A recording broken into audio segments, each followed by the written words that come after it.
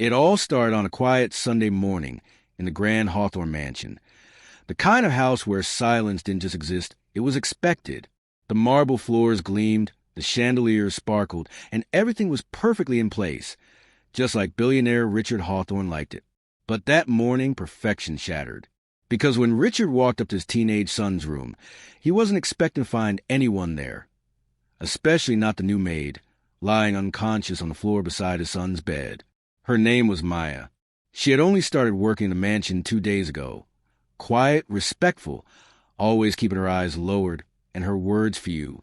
Richard barely noticed her, and his son, Ethan, seemed to pay her no attention either. At least, that's what he thought. But now, seeing her fainted on the floor, pale and trembling, something inside him twisted, a feeling he hadn't known in years. Shock, confusion, and something else he couldn't quite name. He shouted for help.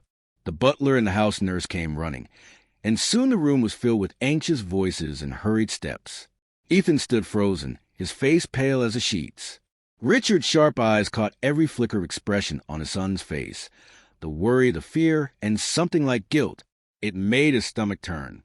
He wanted to ask questions, but the moment felt too fragile to break. Maya was taken to the guest room downstairs, and Richard stood there, staring at the spot where she had fallen. Something didn't feel right. Why was she in his son's room at that hour? What had really happened before he walked in? He'd seen many strange things in his life. Business betrayals, lies, secrets, but this felt different. This was his home, his son, and a stranger lying unconscious in the middle of it. Later that evening, as the rain began to fall outside, Richard couldn't get the image out of his head. Maya's hands had faint scars on them, like she'd worked far harder than anyone her age should. There was a small locket around her neck, one she seemed to guard even while unconscious. He didn't know why he noticed those details, but they lingered. Something about her presence felt connected to something much larger, something buried beneath the polished floors and flawless walls of his perfect life. When Maya finally opened her eyes, hours later, her first words weren't what anyone expected. Her voice was shaky, but full of fear. "I didn't mean to come here. I thought I was running away from it," she whispered. Richard leaned closer, frowning. "Running away from what?" he asked. But before she could answer, her breathing quickened, and she turned her face away, tears streaming down her cheeks. Ethan stood at the doorway, silent, avoiding his father's eyes. Richard noticed his trembling hands and the look of dread behind them. That's when he knew something had happened between them, something far more serious than he was ready to believe. And as lightning cracked across the sky outside the mansion, Richard realized this wasn't just about Maid fainting in his son's room. It was the beginning of something that would shake everything he thought he knew about his family and himself. Richard couldn't sleep that night. The sound of the rain tapping against the windows kept him awake. But it wasn't just a storm outside. It was a storm inside his mind. Every time he closed his eyes, he saw Maya lie on the floor, her hand curled tightly around that small silver locket. Something about it bothered him deeply. He was a man who built empires from logic and control. Yet here he was, pacing through his own home, unable to explain the unease gnawing at him. Down the hall, Ethan's room remained dark. His son hadn't spoken a word since the incident. He'd simply said he found Maya fainted and panicked, unsure what to do. But Richard knew his son better than anyone. Ethan was smart, kind-hearted, but lately he'd been distant, skipping family dinners, locking himself in his room, and avoiding eye contact whenever his father spoke. Richard had blamed it on teenage moods and school pressure, but now he wasn't so sure. The next morning, Richard went to check on Maya. She was awake, sitting up in bed, her face still pale. The nurse said she needed rest, but Maya insisted she was fine and wanted to go back to work. Richard stopped her gently. "You don't have to rush," he said quietly. "Just tell me what happened." For a moment, she said nothing. Then her eyes flickered toward the window. "I don't remember," she whispered. "I was cleaning upstairs, and then everything went dark." Her voice trembled slightly, but she kept her gaze down, avoiding his eyes. Richard noticed how her fingers twisted nervously in her lap. It wasn't the behavior of someone telling the full truth. Later that day, Richard called the agency that had sent Maya. The woman on the phone hesitated when he asked for her details. "She's new, Mr. Hawthorne," the woman said. She didn't give much information, just that she needed the job urgently.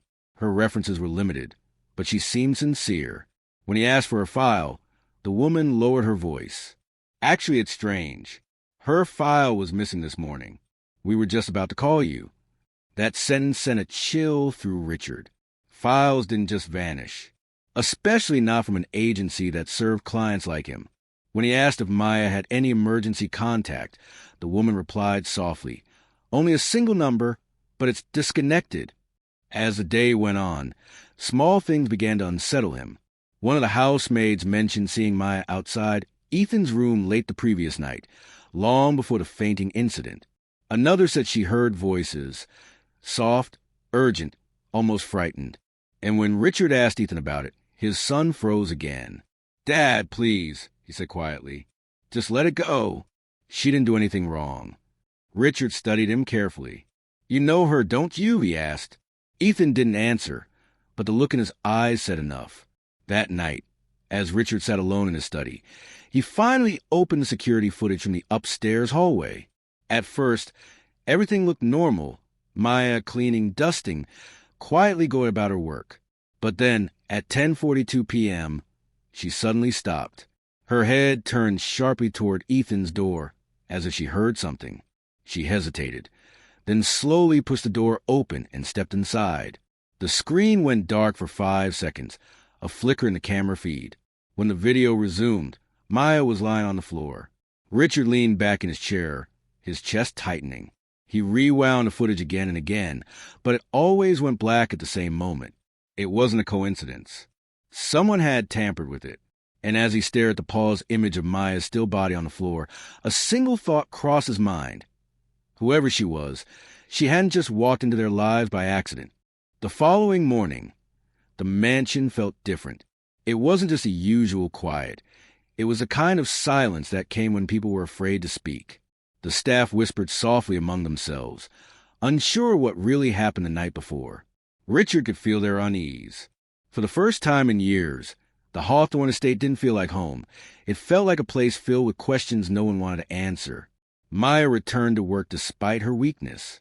She moved slowly, her hands trembling slightly when she held a tray or folded linens. Richard watched her closely from his office window as she walked through the hall. There was something fragile about her, yet something guarded too, like a person carrying a secret they couldn't risk losing. He tried to convince himself he was overthinking, but deep down, the sense of something hidden kept growing.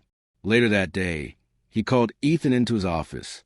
The boy hesitated at the door before stepping in. "Sit down," Richard said calmly, though his voice carried a weight of control. "I watched the footage. I saw her go into your room." "What happened, Ethan?" Ethan's eyes flickered with panic. "Dad, it's not what you think," he said quickly. "She came because I called her. I needed help with something, and she fainted. That's all." "Help with what?" Richard asked. Ethan looked down. "With a message." That word caught Richard off guard. What kind of message? But before Ethan could answer, Maya appeared at the door, her voice soft. "Please don't blame him, sir," she said. "He didn't do anything wrong." Richard turned to her, frustration rising. "Then tell me what's going on, because right now none of this makes sense." Maya lowered her head, her fingers clutching the locket around her neck. "I can't explain it yet," she said quietly, "but I promise I will." Her eyes met his for a fleeting second, and Richard saw something he hadn't expected. Fear mixed with guilt. That night, while the house slept, Richard sat in the living room staring at the fireplace. The flames danced across the room, casting long shadows on the walls. He couldn't shake the feeling that both Maya and his son were hiding something from him. And the worst part was, he didn't know who to trust. Meanwhile, in her small room near the servants' quarters, Maya sat on the edge of her bed, holding her locket open. Inside was a faded photograph of a woman and a small boy. Her hands trembled as she touched it. "I'm sorry," she whispered to herself. "I didn't mean to come back here." Down the hall, Ethan couldn't sleep either. He stared out the window, his heart racing. He knew he had made a mistake the night he contacted Maya. He never meant for his father to find out, but he couldn't ignore the truth anymore. Maya wasn't just a maid. She was someone from his past. Someone connected to a secret his father had buried long ago. The next morning, Richard's phone rang. It was his private investigator, the one he had quietly hired after the agency call. "Mr. Hawthorne," the voice said, "I found something about your maid. Her name isn't really Maya. She changed it 2 years ago, and the person she used to work for was you." Richard froze, gripping the edge of his desk. "What are you saying?" "She used to live on one of your old estates," the investigator continued. "The one your company sold after the fire." Richard's breath caught. He hadn't thought about that place in years. The tragedy, the rumors, the night that changed everything. And now, that part of his past had just walked back into his house, wearing a maid's uniform and carrying a secret he was no longer sure he wanted to uncover. Richard sat frozen at his desk, the investigator's words echoing in his mind. "She used to work for you." That didn't make sense. He had hundreds of employees over the years, but something about that statement struck too deep. His chest tightened as flashes of memory came back. The fire, the lawsuit, the news headlines. A family that had lived on his company's property had lost everything in that blaze. He had settled the case quietly, moved on, and buried the guilt under business and money. But now, with Maya under his roof, that buried past suddenly had a face. When Richard confronted her that evening, the mansion felt colder than ever. The air was heavy with tension. Maya stood in the center of the room, her hands clasped together. "You lied about who you are," Richard said quietly, his voice steady but sharp. "You worked on my old estate, didn't you?" Maya's lips trembled. "Yes," she whispered, "but I didn't come here to hurt anyone." "Then why hide your name?" he asked, stepping closer. "Why come here at all?" She hesitated, tears brimming in her eyes. "Because I needed to know the truth," she said softly, "about what really happened that night." Richard's heart sank. "What night?" "The fire," she replied, her voice barely audible. "You may not remember, but someone was left behind. A little boy." For a long moment, the only sound was the ticking of the old clock on the wall. Richard's face went pale. "That can't be," he muttered. "Everyone was accounted for." Maya shook her head. "No, sir, not everyone." She reached for her locket and opened it again. Inside was the same faded photo, a woman and a boy standing in front of a small house. "That boy was my brother. He was 8 years old. The fire took everything from us." Before Richard could respond, the door opened. Ethan stood there, eyes wide. "Dad, she's telling the truth," he said. "I found something." He walked forward, holding a small box he had taken from the study, the one marked with the year of the fire. Inside were old documents, photographs, and a single report. The paper was yellow with age, but one line stood out clearly. One casualty unconfirmed, minor, possibly missing. Richard felt the floor tilt beneath him. He remembered the chaos that night, the smoke, the panic, the rush to evacuate the workers' quarters. He had trusted others to handle the aftermath. He never looked back. Ethan placed the paper on the table. "Maya came here because she thought you knew," he said. "She thought you hid it." Maya's eyes glistened. "I didn't know who to blame," she whispered. "I just needed answers. I thought if I came here, I could finally see for myself what kind of man you really were." The thunder rolled again outside, the same way it had the night of the fire. Richard turned toward the window, the weight of the truth pressing down on him. He had built an empire on precision and power, but now his past had cracked it open like glass. Suddenly, the lights flickered. A faint alarm beeped in the distance. The smoke sensor in the hallway. The staff rushed to check, but the smell of burning wire began to fill the air. For a second, panic returned to Richard's eyes, the same fear from all those years ago. Maya stepped back, clutching her locket tightly. "It's happening again," she whispered. And as the power went out completely, leaving the mansion in complete darkness, a faint glow appeared from the corner of the hallway, a flame, small but growing. Richard froze, realizing this was no accident. Someone wanted the past to burn again. The glow of the fire spread fast, licking across the hallway walls, casting flickering shadows that made the entire mansion feel alive with fear. The alarm blared louder now, and the staff scrambled to contain it. Richard shouted for sprinklers, but the system didn't activate. He ran to the control panel. Dead. The power was completely gone. It wasn't a malfunction this time. Someone had cut it deliberately. Maya stood frozen, her back pressed to the wall, eyes wide with terror. Ethan grabbed her arm. "We need to get out," he said urgently. But Richard's focus was elsewhere. He knew this pattern. The timing, the failure of systems, the confusion. It was too precise. It was exactly how the fire years ago had started. His pulse raced as realization dawned. "This isn't an accident," he said. "Someone's trying to recreate that night." The words hung in the air like smoke. Maya's trembling hands clutched her locket again. "Then they're after me," she whispered. "They know I came here." "Who?" Richard demanded. She hesitated, her eyes darting toward the staircase. "There was another man at the old estate," she said slowly. "He worked under your company's foreman. He disappeared after the fire, but he used to come around before it happened, asking questions about your accounts, about the land deal." Richard's heart sank. That name, he hadn't heard it in years, but it came back to him instantly. Gerald Cross, a contractor who had accused Richard's company of fraud after the fire. A man who had vanished before he could testify. Before Richard could speak, a loud crash echoed to the lower floor. The sound of breaking glass followed, and smoke began to curl under the door. Ethan coughed and pulled Maya toward the stairs. "Dad, come on," he shouted. But Richard paused, his eyes fixed on the security monitor's backup screen, the emergency one still powered by battery. There on the grainy display was a figure moving through the smoke.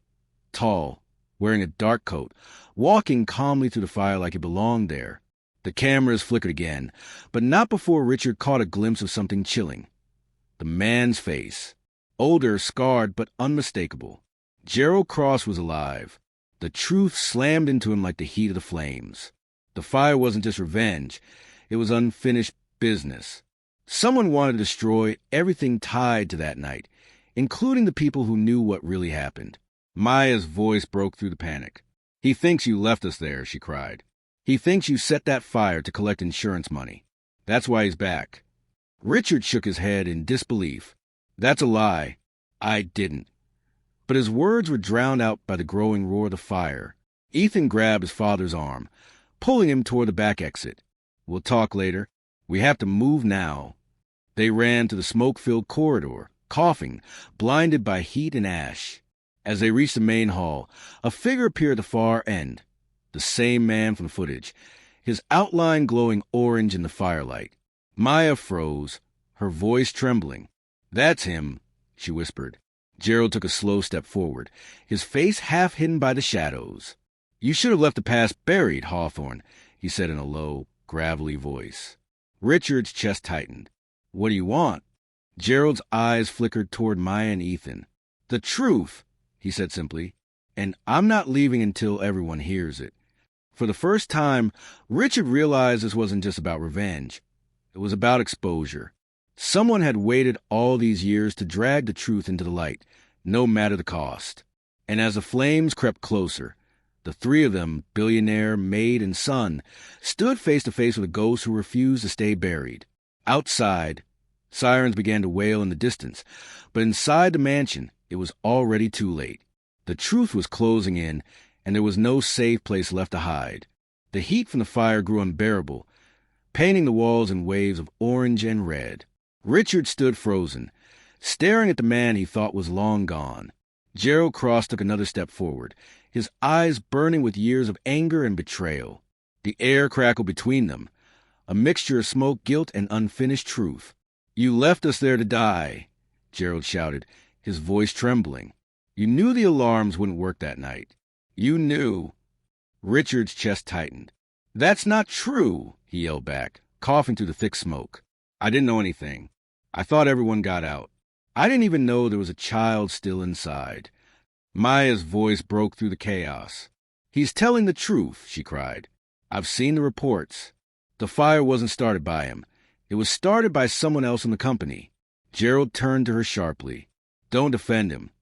But Maya reached into her pocket, pulling out a small folded paper she kept hidden inside her locket. This was in the file I found at the old site, she said, her voice shaking. It was signed by someone named Thomas Reed, your supervisor. He ordered the shutdown of the sprinkler system that night. You were both supposed to testify, but you disappeared before you could. Gerald froze. His expression shifted from anger to disbelief. The name hit him like a weight. He took the paper from her trembling hand, scanning it in the dim firelight. His jaw clenched. Thomas! He told me it was Hawthorne's doing, he muttered. He said he had proof. Richard stepped forward, eyes burning with tears and smoke. Thomas Reed took the insurance payout. He vanished right after the fire. I tried to find him, but he covered his tracks. You've been chasing the wrong man, Gerald. The room fell silent, except for the roaring flames. For a long moment, Gerald said nothing. Then, slowly, he lowered the paper, the anger fading from his face. All these years, he whispered, his voice breaking. All these years I thought it was you. But before anyone could breathe in relief, a new sound erupted, the groaning of collapsing beams. The ceiling cracked open, sending embers raining down. Ethan grabbed Maya's arm while Richard reached for Gerald. We need to get out now, he shouted. Together, they stumbled through the thick smoke toward the back door. But as they reached it, a burning beam fell between them, cutting Gerald off. Flames surrounded him instantly. Richard tried to go back, but Gerald shook his head. Go, he shouted. You still have something to fix. And then, just as the fire consumed the hallway, Gerald threw the folded paper across the flames. It landed at Richard's feet, singed but still intact. Hours later, after firefighters finally contained the blaze, Richard stood outside the mansion, his face streaked with soot. The once grand home was reduced to ruins, but the truth had finally surfaced. The police confirmed the fire had been deliberate, not by Gerald, but by someone trying to destroy the last piece of evidence tied to the old estate. Maya stood beside him, holding the locket close to her heart. He didn't start the first fire, she said softly. He just wanted the truth. Richard nodded, exhaustion heavy in his voice. And now he's gone because of it. As dawn broke over the smoldering remains, Ethan approached his father with a small blackened envelope he'd found near the wreckage. Inside was a photograph, not a fire, but of a young boy standing beside Thomas Reed. On the back, written in faded ink, were the words, "Insurance is only worth it when everything burns." Richard's breath caught. The real culprit was still out there, alive, and as he looked out over the smoking ruins of his home, one thing became clear. The fire might have ended, but the hunt for the truth had just begun. The morning light broke through the smoke as fire crews continued dousing the last embers of the mansion. The once proud Hawthorne estate now stood in ashes, a silent reminder of how quickly power and perfection could crumble. Richard watched in silence, the faint smell of burnt wood clinging to the air. For years, he had believed success could erase mistakes, that money could buy peace. But standing there, surrounded by ruin, he finally understood that truth couldn't stay buried forever. Not when people's lives have been lost protected. Ethan stood beside him, his face pale but calm. We lost everything, he murmured. Richard placed a hand on his son's shoulder, his voice low. Not everything. We still have each other and the truth. It was the first time in years he had spoken to Ethan with such warmth, not as a father giving orders, but as a man who had finally learned how to listen. Nearby, Maya knelt by the firefighter's truck, clutching her locket. Inside was the same worn photograph, her mother and brother, forever frozen in a moment before everything changed. She looked up when Richard approached her. For a second, neither spoke. Then Richard said quietly, I can't change what happened, Maya, but I can help you find justice. For your family, for Gerald, and for every person hurt by my company's negligence. Tears welled in her eyes, but she nodded. He believed the wrong story for so long, she whispered. But he died knowing the truth. That's what matters. Over the next few weeks, Richard worked with investigators to reopen the case surrounding the old estate fire. The photograph Ethan had found became key evidence. linking Thomas Reed to multiple fraudulent insurance claims. When the police finally confirmed that Reed had resurfaced overseas under a new identity, Richard didn't hesitate. He used his resources not for power or reputation, but for accountability.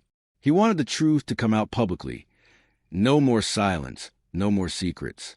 In the meantime, Maya chose to stay in the city, helping Richard and the authorities gather statements from families affected by the fire years ago. She no longer worked as a maid, but as an advocate, her voice strong and steady now, not the quiet, frightened tone she had when she first arrived. Ethan often joined her, organizing files, helping her track down survivors. Slowly, a bond formed between them, not one built on guilt or fear, but on shared courage and hope. Months later, when the trial against Thomas Reed began, Richard took the stand himself.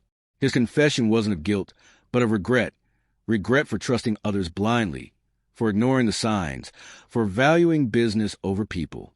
His words carried to the courtroom, raw and honest. It wasn't about saving his name anymore. It was about doing what was right. When the verdict was finally announced, guilty, a quiet sense of peace settled over them all. Justice, though delayed, had finally arrived. Outside the courthouse, Maya stood with Ethan, the wind catching her hair as she looked up at the sky.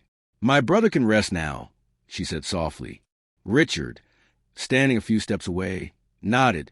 "And maybe so can I." That evening, they visited the site where the mansion once stood. The land was cleared, the ashes gone. Only the foundation remained, cracked but solid, much like the people who had survived its story. Richard placed a single white flower there, a silent promise that the future he built next would be one founded on truth, not pride. As the sun set over the ruins, Maya whispered, "Sometimes the fire that destroys everything is the same one that shows us what was worth saving." And for the first time in a long while, Richard Hawthorne believed that to be true.